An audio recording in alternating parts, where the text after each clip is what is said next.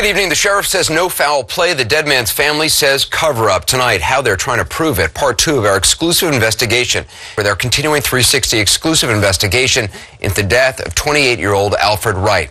He's the rural Texas father of 2 who vanished last November.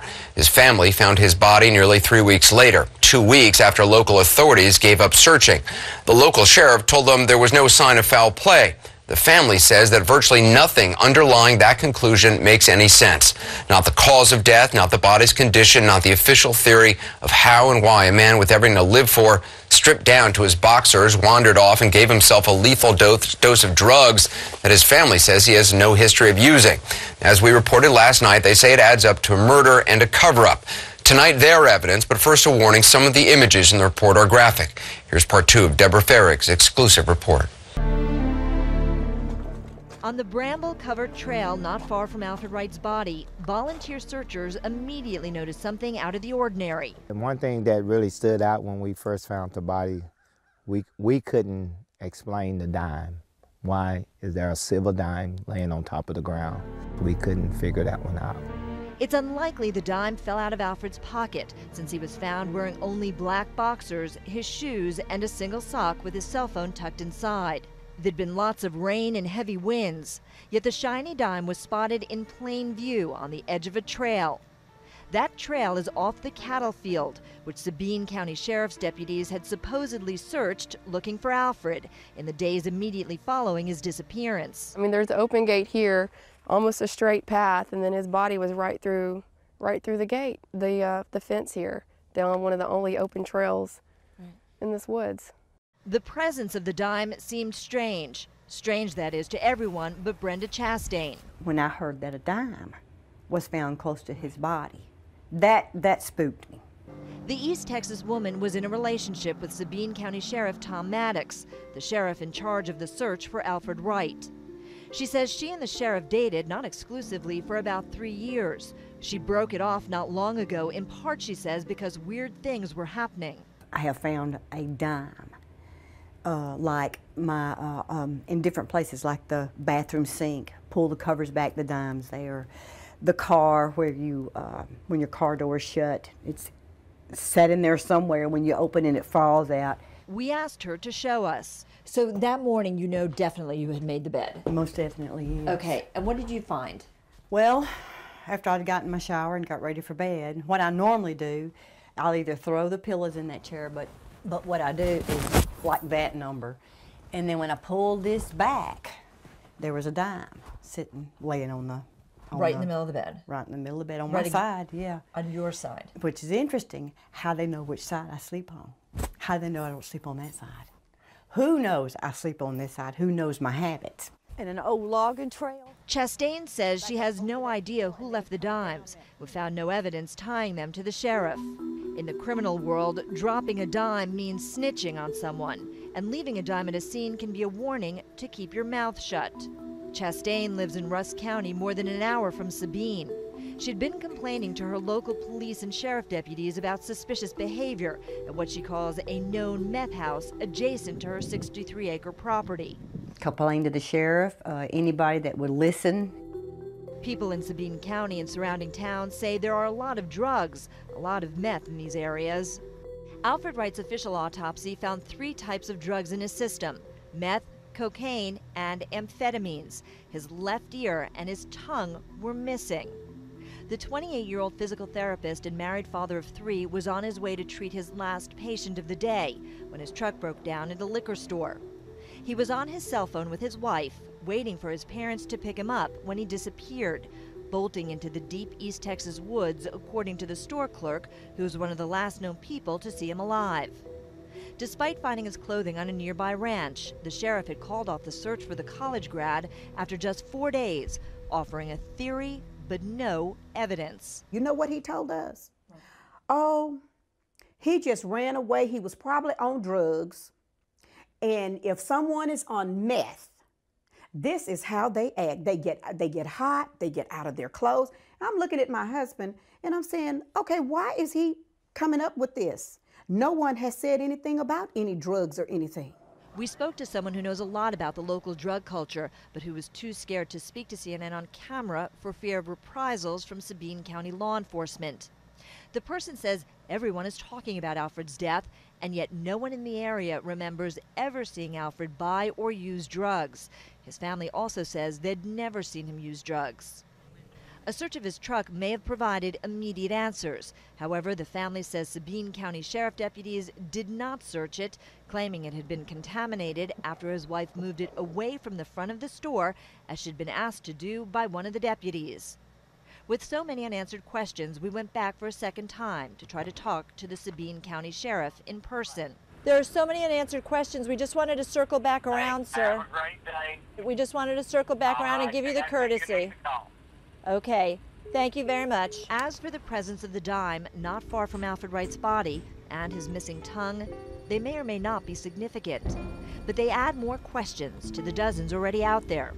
Did Alfred Wright know something he was not supposed to? Something possibly threatening? Something that ultimately led to his disappearance and death? And was his death a warning to others? Alfred Wright's body was found less than 150 yards from where sheriff deputies had originally set up their search command post. How was he so close? And we didn't find him. It's not like he was miles away. He was right there. Saying there was no foul play, Sheriff Tom Maddox called off the search after only 4 days, leaving family and friends to find the body on their own. And it says that his spirit spoke out to me and said, "Daddy, I knew you were going to find me." And just as the sheriff had foreseen, an autopsy did find drugs. 3 kinds, including meth, though his family insists they had never seen him do any drugs. I still know and believe wholeheartedly that someone did this to my husband. Despite heavy rains, thick mud, brambles, underbrush, barbed wire, and wild animals, Alfred's body was found surprisingly clean and virtually intact, 19 days after he disappeared. If that body was there for 19 days, it would have been in a much different state than when it was found. Alfred's body was stretched out, and he was wearing a pair of black boxers, 2 tennis shoes, but just 1 sock. His father and the volunteers who had searched for him, on the other hand, were caked in mud, and their clothing was torn, which made Alfred's appearance even stranger. What was weird about his sock is that in this area, his socks were clean and his sock was pulled up as if with his thong stuck in it, as if he was in a Sunday school class. Neat. Okay. His tennis shoes was very clean. What about his car keys? I was told by the mortician that came to the barrier, who was there at the autopsy, that when they pulled off his left shoe, which did not have a sock, his keys was under his left feet in his shoe. The second sock was under the body. Dogs had searched that ranch area in the days after Alfred's truck broke down, and some of his clothing was found scattered around the property.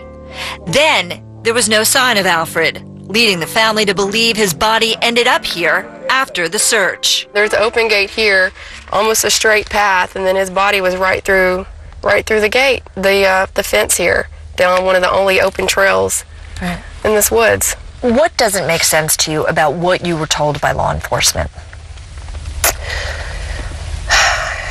Everything. We went to the Sabine County Jail to talk to the sheriff. He refused to meet with us, but as we waited outside, he did return my call. And I understand that it's been turned over to the Texas Rangers, but there are a lot of rumors, a lot of speculation, a lot of allegations, and we just wanted to give you...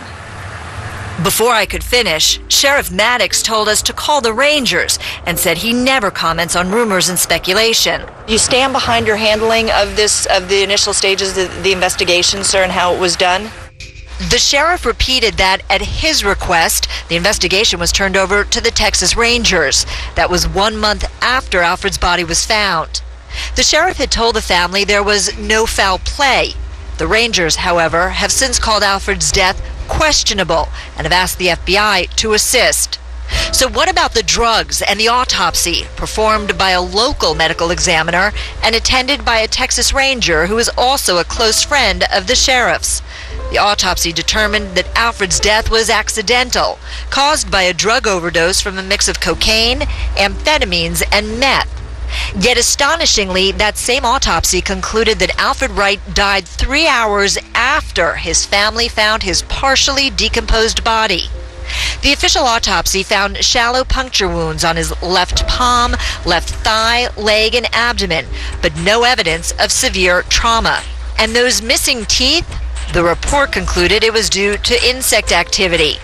And what appeared to be that straight cut on his neck was due to animal activity. Suspicious of the investigation, the family had already hired an independent pathologist who made a very different finding after examining the body herself. I have a high index of suspicion that this is a homicide. Dr. Leanne Grossman says that contrary to the autopsy, Alfred did appear to have severe trauma to the neck and head, his missing ear and teeth evidence. And it seemed his throat had been slashed. Having seen Alfred's body, I know that that's not the case. I know that drugs don't cause that type of severe trauma. The medical examiner would not talk to us. The Texas Rangers acknowledged the high level of mistrust in the community and said the autopsy is only one part of an active investigation. So why is it that so many things don't add up? The Wright family believes the sheriff and his deputies may know more than they're saying. They was defining their story. Before the investigation had even concluded. And by the way, I don't think we really had an investigation. Okay. It seems that most that have taken place so far is to discredit my son. The family suspects Alfred may have been held captive and tortured during the time he was missing. They want forensic evidence to determine whether the drugs entered his body before or after his disappearance. And they don't believe he left the liquor store on his own. That store is owned by a former sheriff's dispatcher whose son is a deputy. And even though there are visible surveillance cameras and a sign that says 24-hour surveillance, the family's lawyer was given multiple explanations for why no surveillance images exist. Within one 5-minute conversation, I'm told 3 different stories. I'm told that it was a system that didn't work. Then I'm told that it was kind of malfunctioning. Then I'm told that it was a live feed camera, that you could only see what was happening at the time it was happening.